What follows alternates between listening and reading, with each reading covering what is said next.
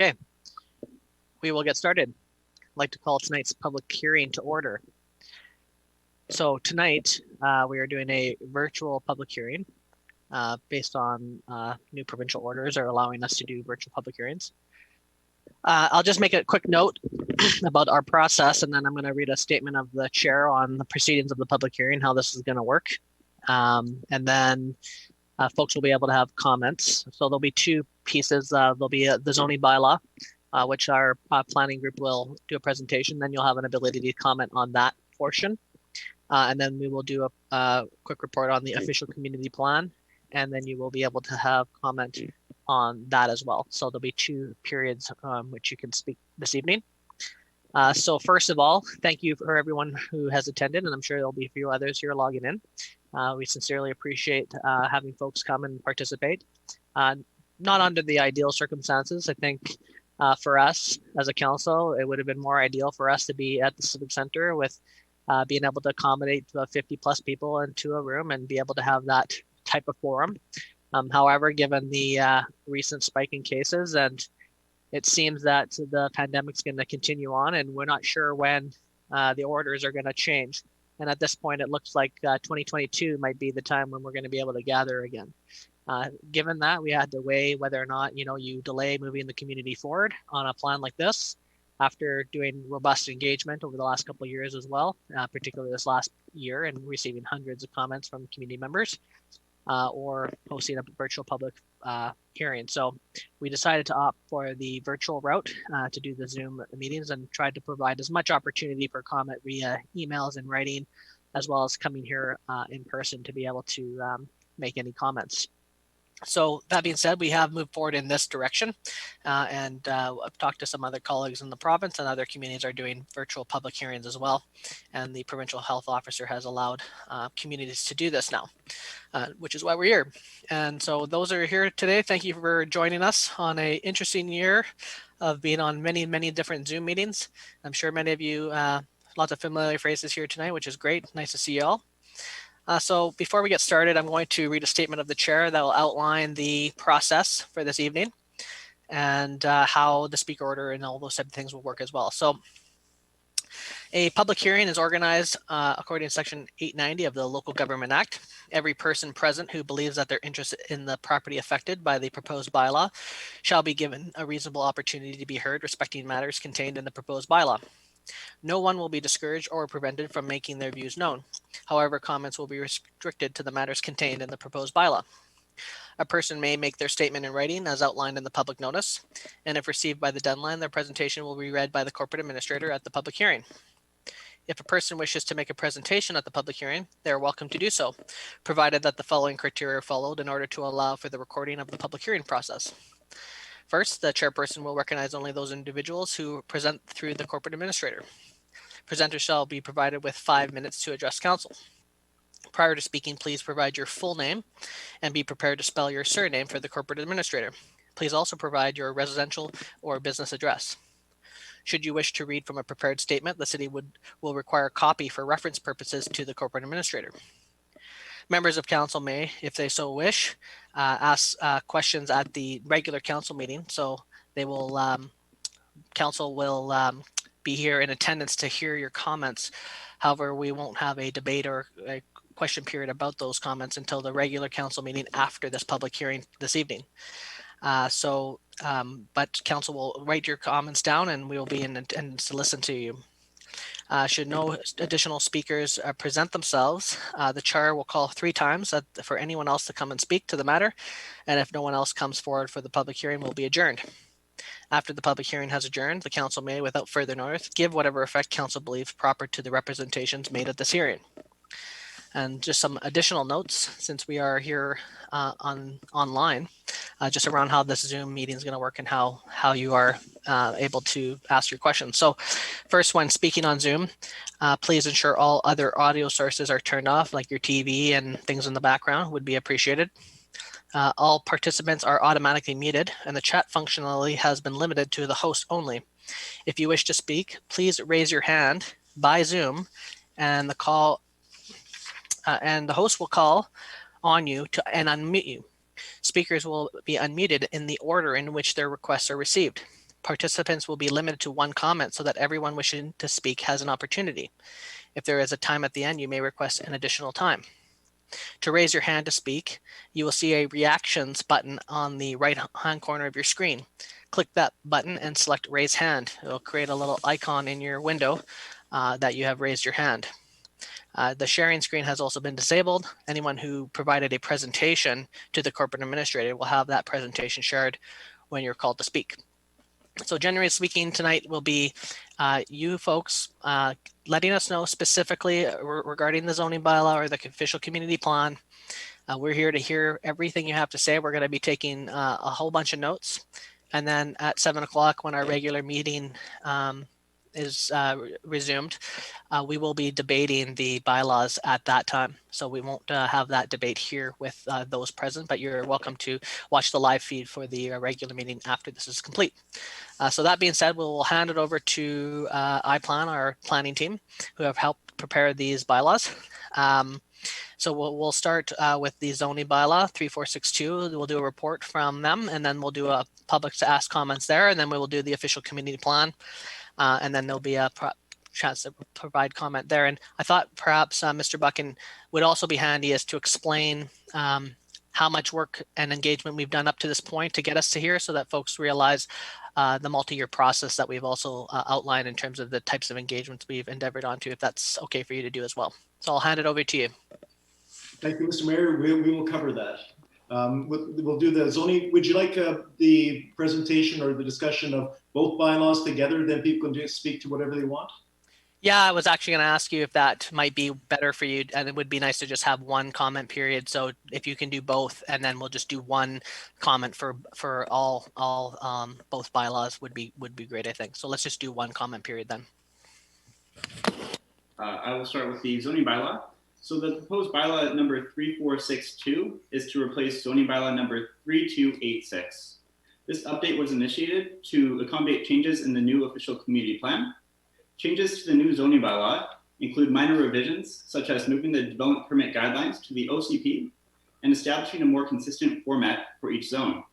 Other changes are included on subjects such as shipping container usage, home occupations, off-street parking, outdoor equipment and derelict vehicle storage, daycare use in commercial zones, student housing, and secondary suites. These changes respond to staff and community input and to changes in the OCP. The new zoning bylaw establishes regulations for use of lands, including the service of water within the city of Prince Rupert. To this end, the bylaw divides the city into land use zones for residential, commercial, industrial, resource, and public facilities. It also establishes regulations for building and structure siting, subdivision, density, and heights. And it sets regulations for signs, parking, loading spaces, and landscaping. Bylaw number 3462 establishes definitions for interpretation purposes, provides bylaw administrative regulations, general provisions that apply to uses, and regulations applicable to more than one zone. The zoning bylaw engagement was advertised through social media, the city's website, and the local newspaper.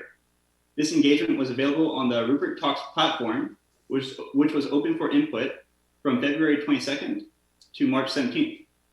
409 people participated in viewing the website, while 36 residents viewed the attached zoning bylaw video. And in total, we had received 466 comments on the posted survey for the zoning bylaw. Thank you. Okay, Mr. Mayor, the purpose of bylaw 3460 is to replace the current official community plan with a new official community plan. The new bylaw establishes the city's land use and development plan, including policy on the following matters: residential lands, city core and commercial lands, industrial lands, park lands, and recreational land uses, planning principles, transportation, institutional facilities and public utilities, sand and gravel extraction, environmentally sensitive and hazardous conditions, temporary uses and development permit designations and guidelines, greenhouse gas emissions and climate change, local food systems, major projects, as well as a section on implementation and monitoring. The OCP includes many new initiatives and policies that will support development in the city core and within surrounding residential neighborhoods. The OCP is influenced by Prince Rupert's 2030 vision and bases the predicted growth in population off of the Port of Prince Rupert's development projections. I'll give a brief summary of the changes within the new OCP. The new OCP identifies areas for new parks, such as the Waterfront Park in the Marina District, the new Downtown Public Wharf, the new Midtown Park, and the new Harbor Landing Park. The bylaw focuses commercial and mixed-use developments in the city core. This aligns with areas identified in the 2030 vision. Single-family development is the predominant residential form outside of the downtown core, but some infill and multifamily development is also contemplated. The OCP includes policy to support ride-sharing, electric vehicles, a downtown parking strategy, master transportation plan, green streets, active transportation, and road maintenance. The plan recognizes the Port Authority as a key partner and supports port development. It provides language to encourage sustainable development in the industrial sector. The OCP encourages the protection of the city core waterfront views while encouraging industry to expand waterfront access. It provides policy regarding environmentally sensitive lands. It highlights the need for the replacement of the current water system and sewer mainline. It identifies a need for a new landfill or expansion while providing policy for landfill reductions. The OCP designates the entire city for temporary use permits. It also includes policy on general temporary use permit conditions. The bylaw establishes its greenhouse gas policy based on the Paris Agreement. It also highlights actions the city may take to meet these goals. An emphasis is directed towards active transportation, fleet replacement with electric vehicles, green retrofitting of buildings, and a transit futures plan. The OCP identifies or introduces background and framework for a local food system. This considers local ocean resources and identify local foods that may be grown. It also speaks to facilitating local projects and programs to expand the local food system and enables the development of a food strategy. The OCP includes new development permit areas and associated guidelines. The new DPA designations guide development in riparian areas, general commercial areas, the city core, environmentally sensitive areas, and hazardous areas. A number of new policy initiatives and projects are called for, including development of a housing strategy, a rent evictions policy, a parks and open space plan, a master community transportation plan, a downtown parking strategy, extensions of major roadways, new residential development, and a food strategy. These projects in turn may need other bylaw amendments. For example, to implement a food strategy, there may need to be amendments to the zoning bylaw and business bylaws. In other words, the new OCP and updated zoning bylaws are not intended to be stagnant documents, but living documents that may also need to be amended from time to time as necessary. The OCP is intended to guide the city and council decision-making for making future growth. A focus in the OCP is to revitalize Prince Rupert's downtown by promoting mixed-use opportunities, as well as providing a focus on commercial use in the downtown and marina districts. This is intended to achieve a denser, walkable, and more sustainable downtown. Residential development is promoted throughout the entire city, and a core infrastructure maintenance and revitalization is emphasized to ensure the city's success. In terms of consultation and engagement, this was a fundamental part of preparing the new OCP.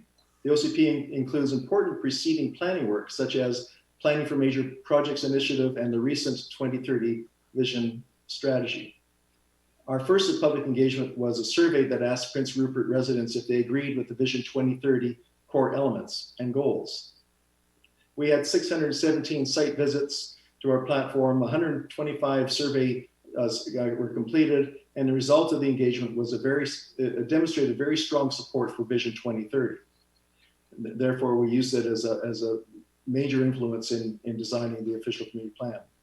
In addition to those first surveys, the city prepared additional questionnaires based on the main policy proposals in the draft OCP and sent these to every household in Prince Rupert, as well as inviting online access to the surveys. This was followed by a week of in-person meetings with the mayor and planner and with anybody that wanted to have a discussion about the draft OCP. Finally, the city ran an online OCP question and answer page on its website for 2 weeks following the in-person meetings. Overwhelmingly, the input and responses to the draft OCP were positive and supportive of the proposed vision and policy proposals. In total, the total number of participations in this process was 891. And when you combine that with the participation of approximately 3,000 people in both phases of Redesign Rupert that culminated in Vision 2030, the total number of inputs was close to 4,000. Thank you.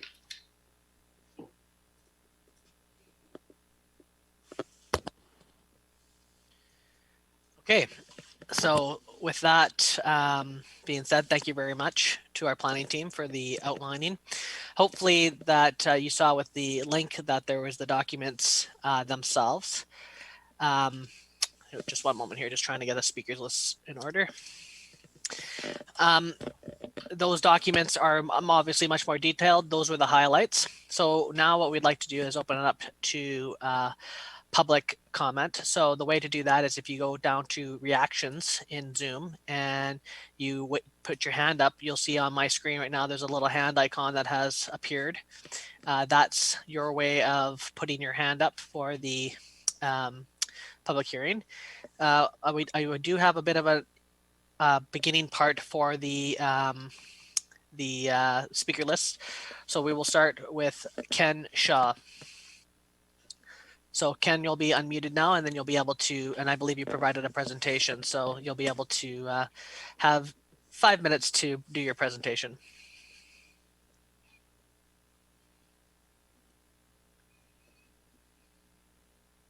And we'll just wait for the administrator to unmute you and get you all set up here, because I think she'll have to put the screen share on as well. And then following that, we will have, I believe, someone from Parm Sandhu, Daniel Mcgregor, Brian Hanna, Andrea Pollock, and Christiane Schwenner will be following that. So you might see, Ken, on your screen, someone requesting for you to have it unmuted. There you go. And then, perfect.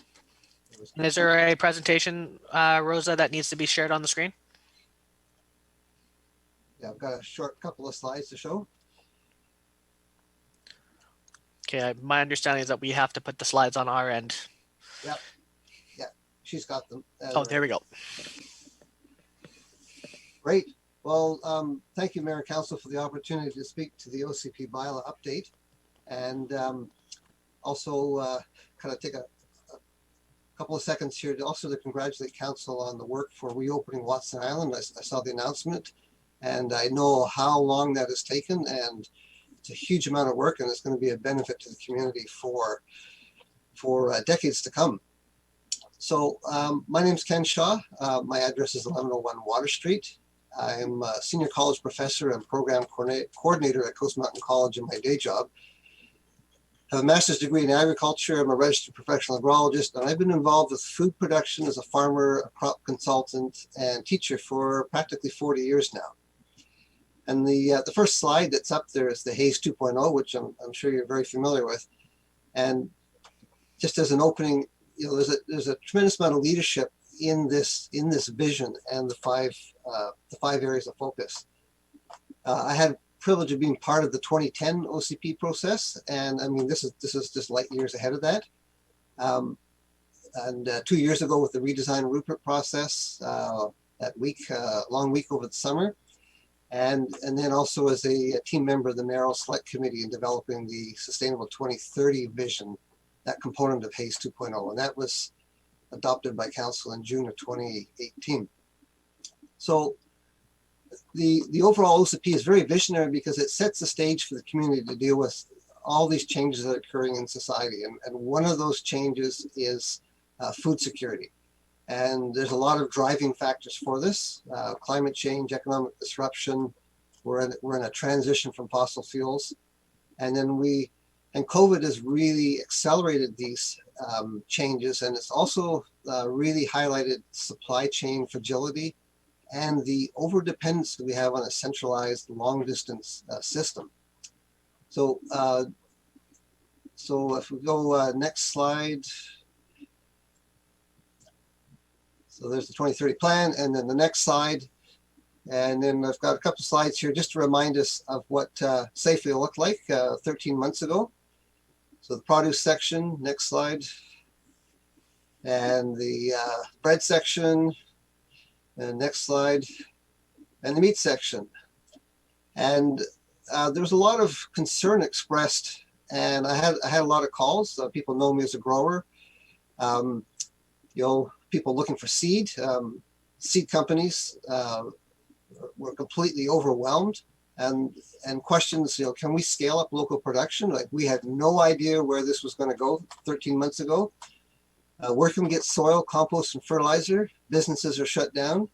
And what steps are needed to get land into production? Like, and then ultimately, do we have a core base of experienced people who could actually oversee it if we had to respond? And next slide. The answer was, you know, on March 18th, it was too late. There was no way to scale up production that quickly and on the scale that we needed if that had really been a true crisis. So back to vision, this new set of bylaws that's putting into operation components of the new OCP, it doesn't reflect the vision in that document. And there's no provision in the zoning categories for any kind of urban agriculture, whether it be small scale market gardening or even highly intensive production systems. And there's no recognition under the home business category for any kind of home business, which discriminates against economic development. So next slide. So I've been doing presentations for communities. I was invited by Terrace City Council. I've done in Smithers. I did a training session for the Provincial Agrologists Association last fall. And I've always started these presentations out by highlighting the economic value of food. And so, you know, according to Stats Can, we spend $387 a month each on food. And that's a $64 million business in Prince Rupert. And being a primary industry, that has economic spin-offs in the range of $445 million per year. So it's a significant part of the economy, and I could, you know, with certainty, all those dollars are flowing out of the community, and we're not getting any of the spin-off benefits. So there's multiple reasons for an urban agriculture strategy. The economic value, the community resilience, food insecurity. And, you know, last March we were in a crisis. We dodged the bullet and we got a second chance. And so next slide, please. You know, we're only 9 meals away from anarchy. The road gets shut down. We have a major earthquake. Supply chains break for whatever reason. And we're in trouble, and it can happen really quick. So I know many people in this community are unfamiliar with urban agriculture, the economic or social benefits, or even the degree of food security. I was on a call with a number of the local bands last week, and we were all sharing what's going on in the different communities, and yeah, it's been highlighted. But so there's some legitimate practical operational details about how this happens, but that really shouldn't get in the way of a vision and moving on with rules that enable it. And as someone I spent my life researching, teaching, or growing food, I can assure you that these food security issues will only get worse with time. So I know there's a whole pile of stuff in these bylaws. It's not just about food, and there's some pending projects, and you know, the bylaws do need to move forward, but I'm asking not to overlook the operational details at this stage and leave it down the road. It's already in the OCP. It's been supported by the community consultations. And so I've got 3 recommendations. So the next slide, that a category called an urban agricultural zone that would enable these kinds of activities to occur. You don't need to identify a zone on the map at this stage, but this category should exist.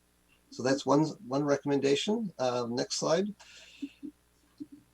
And in the definition of a home business, that there'd be some things added to that.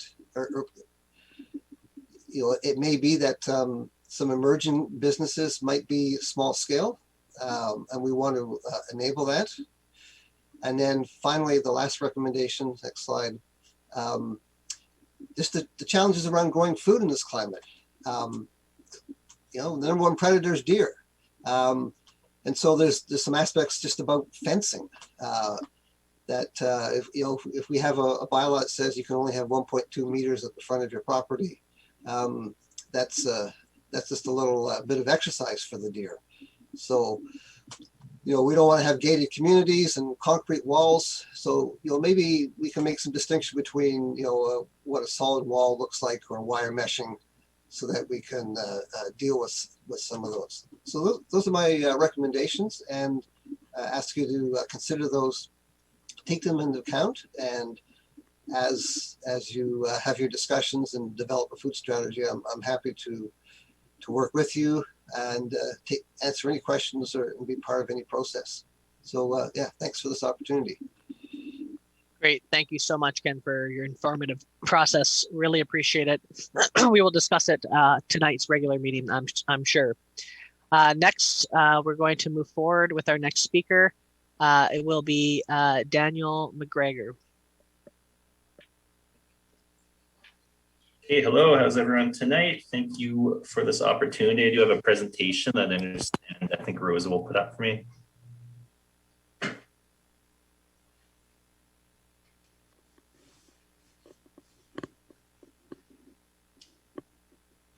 That. I suppose in the meantime, I'll introduce myself. Here we go. Perfect, thank you. Okay, yeah, for ready to go. So I'm Danny Mcgregor with BNA Plan Group Senior Planner. And this presentation, it just focuses on this one site along the Trans-Canada Highway. We're proposing a new hotel, hoping to maintain C3 zoning on this site in order to accommodate this hotel and provide these needed accommodations in what we believe is an appropriate location. So again, thanks for the opportunity to be here. Next slide, please. So a bit of background on how we got here. So been working with Parm Sandhu for approximately the past year, longtime resident, business owner, and investor in Prince Rupert. And yeah, we have been pursuing hotel development on this long vacant site since July of last year under that C3 service commercial zone. Originally, we had proposed 120 units, 110 parking stalls, but after some discussions with iPlan, that was recently revised to bring it down to 60 units and 66 parking stalls, and to avoid any variances. We've done a lot of background work on this. So the geotechnical field work has recently been completed. We've submitted building permit application, currently working to retain the services of engineer and surveyor for that application. We've also submitted our access application to the highway to the Ministry of Transportation. And then on the right there, you can kind of see the location in relation to Prince Rupert highlighted in red. Next slide, please.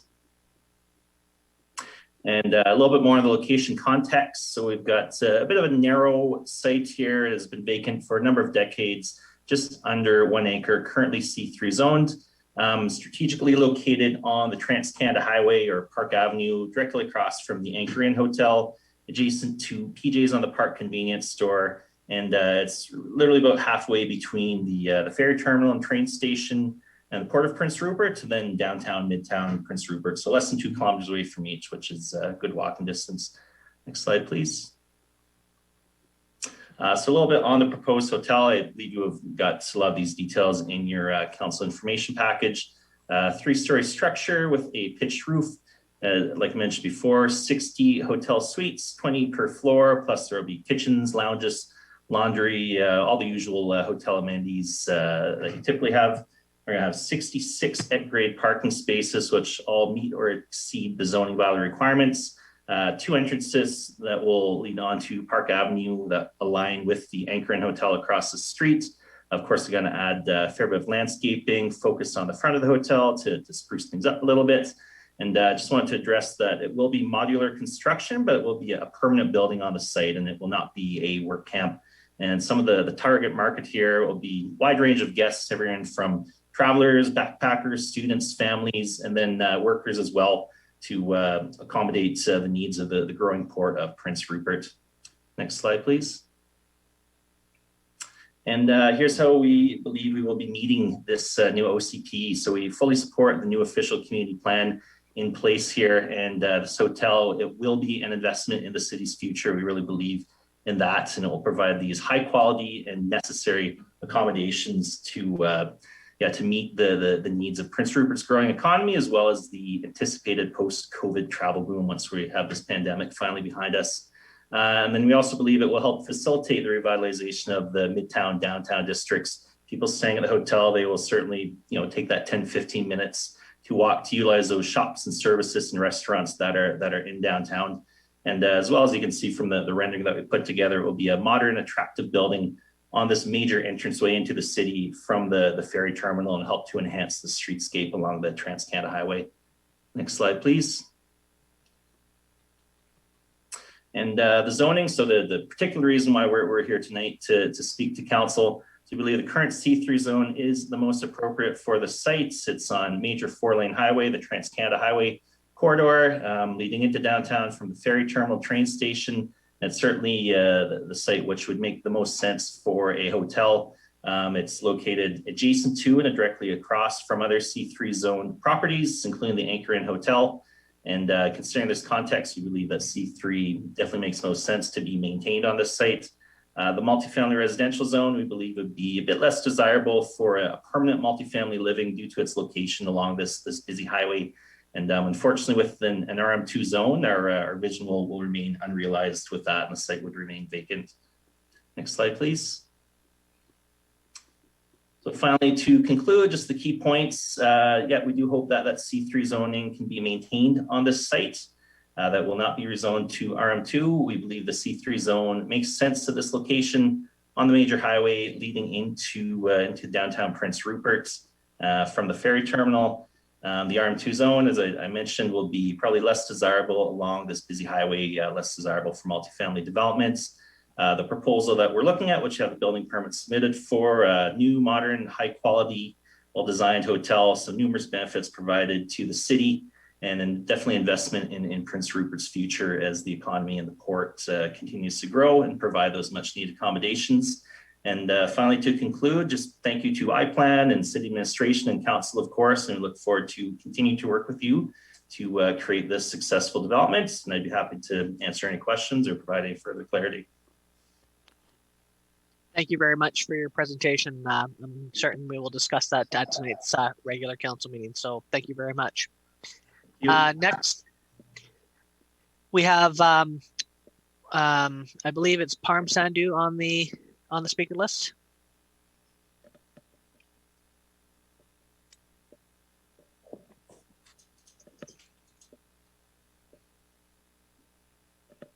Can you guys hear me? Yep. You go ahead, Parm. Good afternoon, everybody. Thank you for giving us a chance to speak about our project. Like Daniel explained everything. I don't have much to say. So we are going through the process.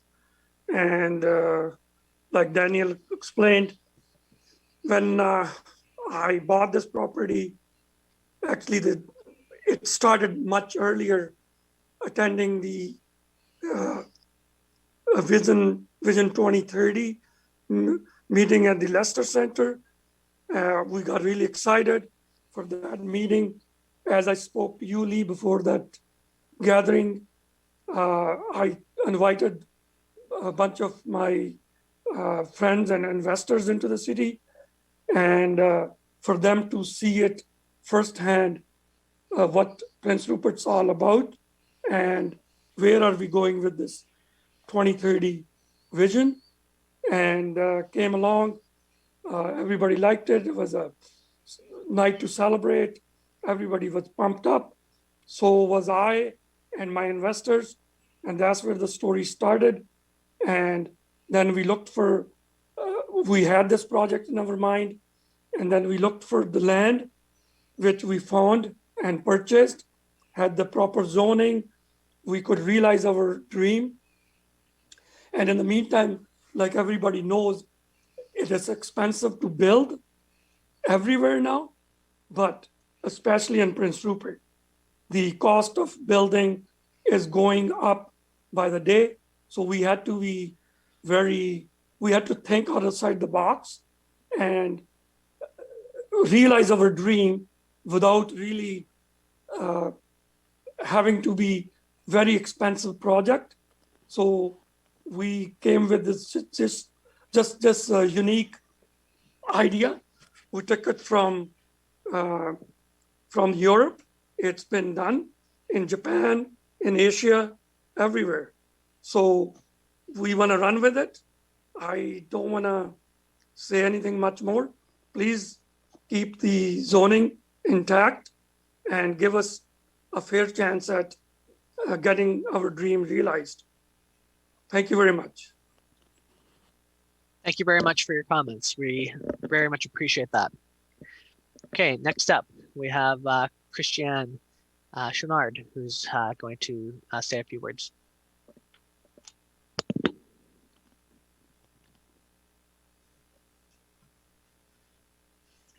Okay, you can see me? We can see and hear you. Okay, Welcome. hi. Hi. Hi. My name is Christiane Schwenner, and my last name is spelled Chouinard. I live at 1608 Kootenay Avenue. And I've lived in Prince Rupert for over 30 years. Initially, I lived in Crippen Cove because I moved there at first because I could have a big garden and have some chickens. And then I eventually moved to Prince Rupert because it became too difficult to cross the harbor in a skiff at night to go to my job. I was a nurse at the hospital. And in order to access fresh, healthy local food, I had to make connections with farmers in Terrace and Smithers because we have no local food production here. Urban agriculture can be very productive, and many communities in Canada have made changes to support this. An example is my daughter, who lives in Victoria, is keeping bees and has chickens. I understand that the new community plan for Prince Rupert has a vision for food systems, but I'm disappointed to see that it's not reflected in the new bylaws. In 2012, City Council supported the Backyard Hen Initiative, but 8 years later, the bylaws still don't reflect this. COVID showed us how easily our food chain can be disrupted, and to rely on food trucked away from thousands of kilometers away is not a good idea. I'm asking City Council that new bylaws facilitate urban agriculture. That's all I have to say. Thank you. Thank you very much, Christiane. Really appreciate that. Okay, next up, we have John Farrell on the speaker list.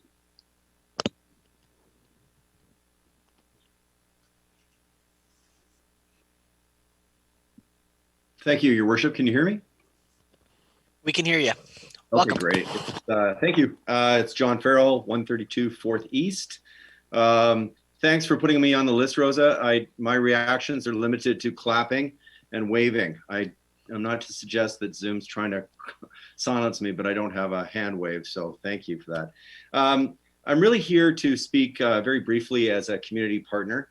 I'm truly excited that we've managed to codify and embed the 2030 vision into the official community plan. It's probably the number one question I get asked at Safeway Overweight is, what happened to Rupert redesign? And, it's been a year now.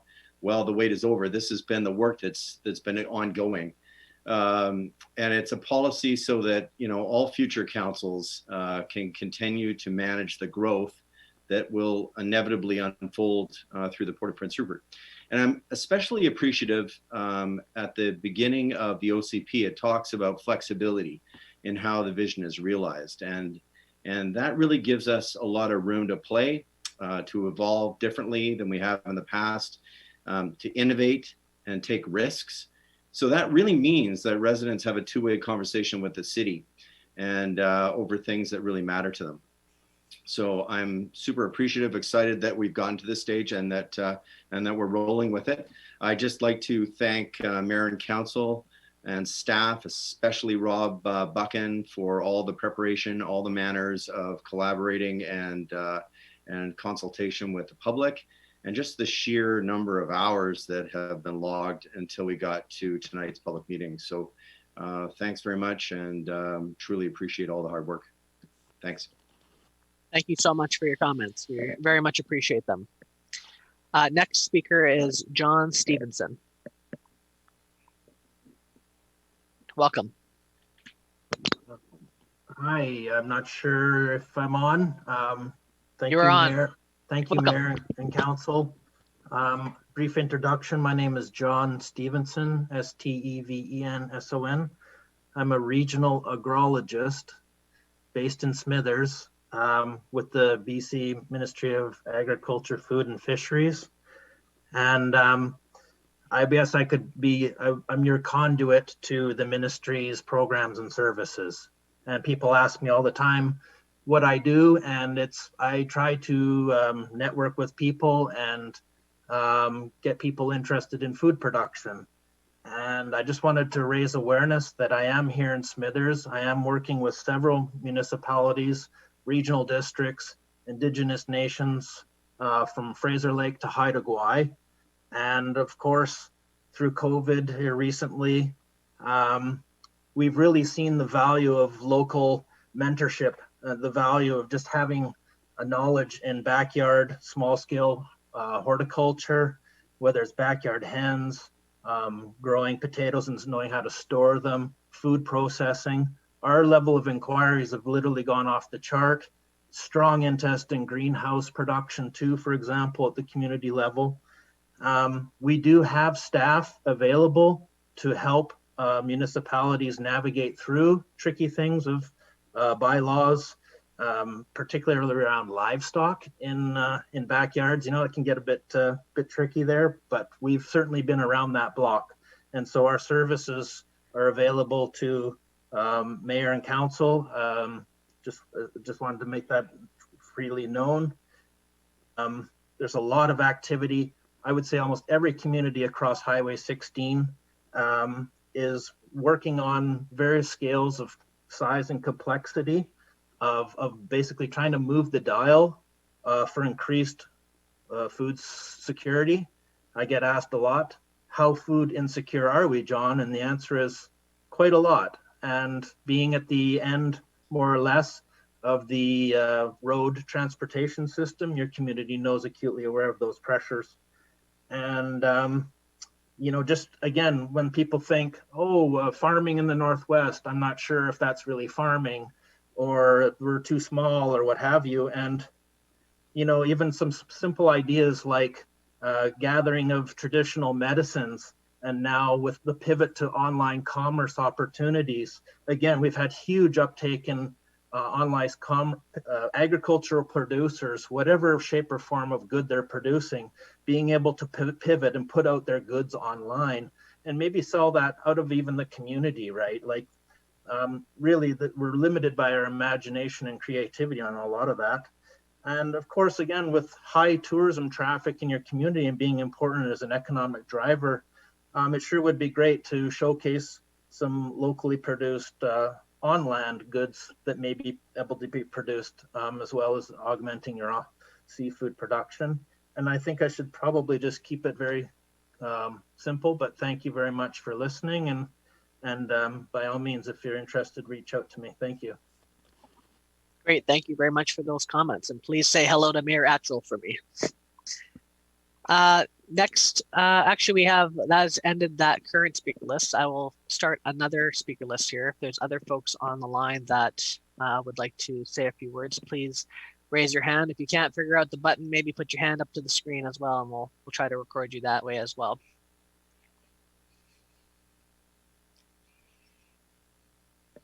And I'll just wait for Rosa to advise me if there's any other speakers.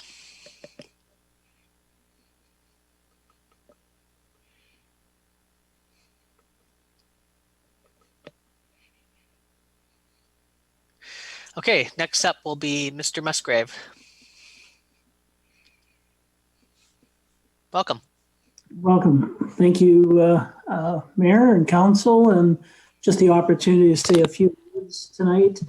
One of the things that I look at, and by the way, my name is Brian Musgrave, 208 4th Avenue West, and I own and operate Rainbow Chrysler here in town. And the vision for the community is so important. And I think the big thing for most people to realize is that what's happening here this evening is no small undertaking, and it's been in the works for years.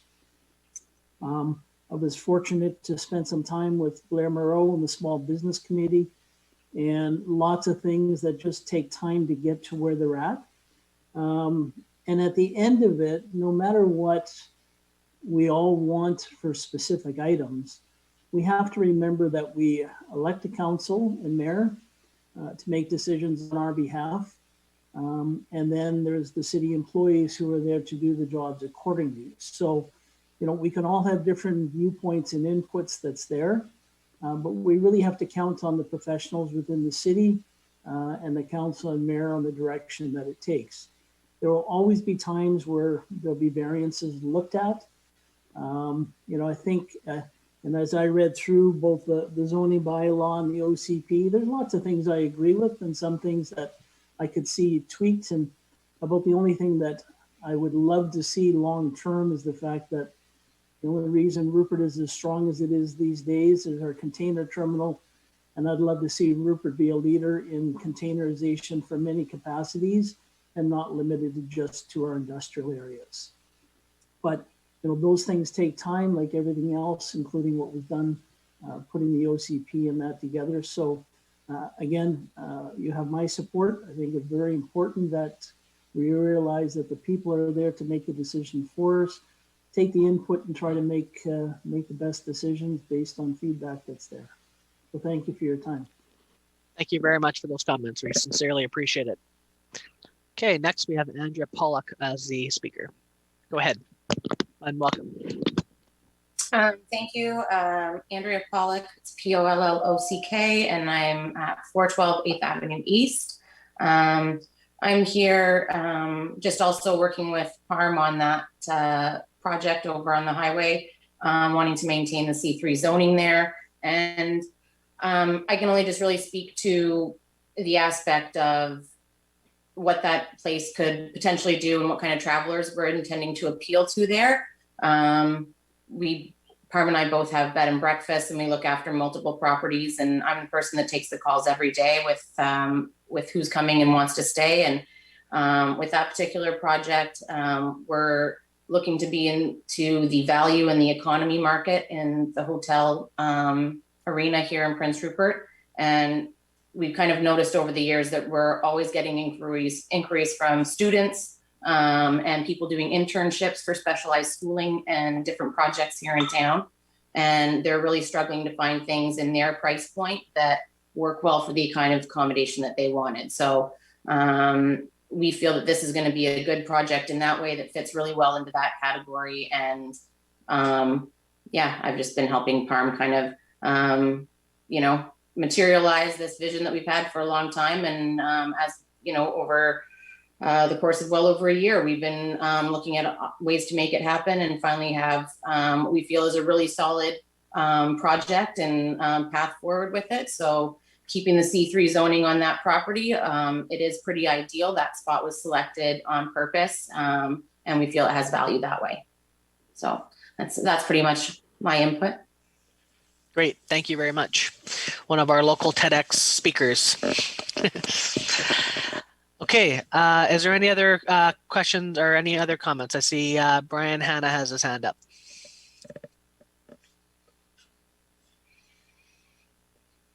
Go ahead. Well, good evening, Mayor and Council. Just thank you for the privilege of saying a couple of things here tonight. I have been working with Parm and Daniel Mcgregor from BNA on this project.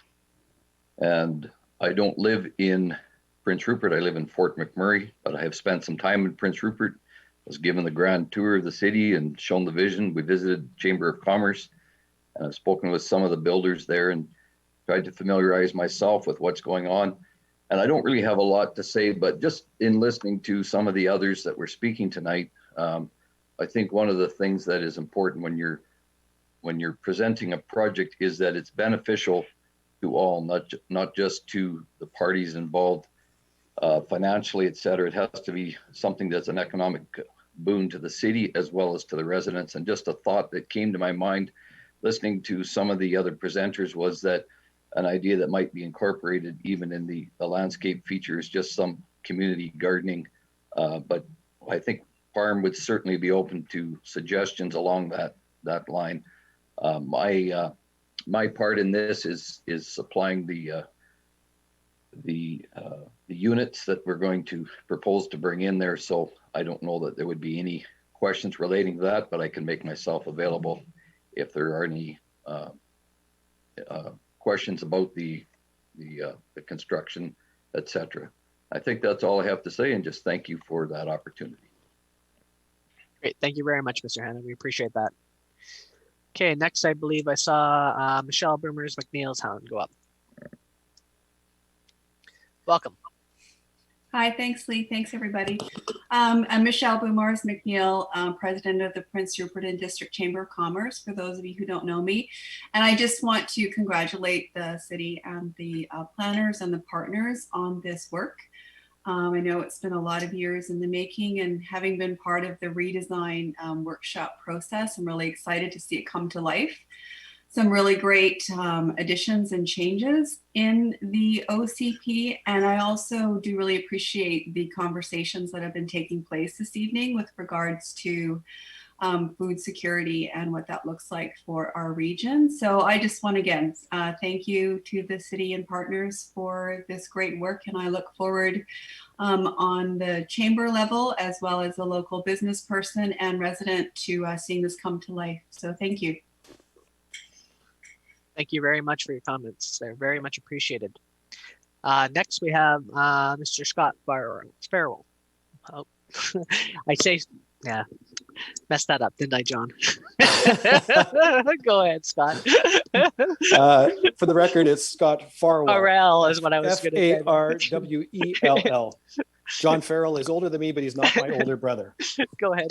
Your Worship, I appreciate the opportunity to speak tonight and commend Council and the design group on putting forth the motion, the bylaw, and the plan for this evening. Again, it's come from a lot of hours of work and being involved in the 2030 visioning plan and such that I commend it. It's a great opportunity for Prince Rupert to move forward from multiple facets, but also including tourism. So it represents a great new beginning for the tourism economy in Prince Rupert, outlining areas for parks and such like that within our community. So I'm supportive of the plan and the bylaw as presented. Great, thank you very much, Mr. Farwell. We really appreciate it. Are there any other speakers here? I don't see another one on the list at the moment.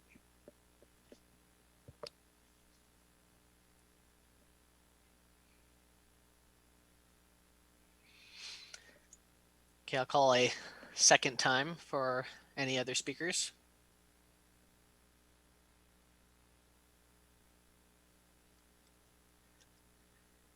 Okay, and a third and final time for any other speakers.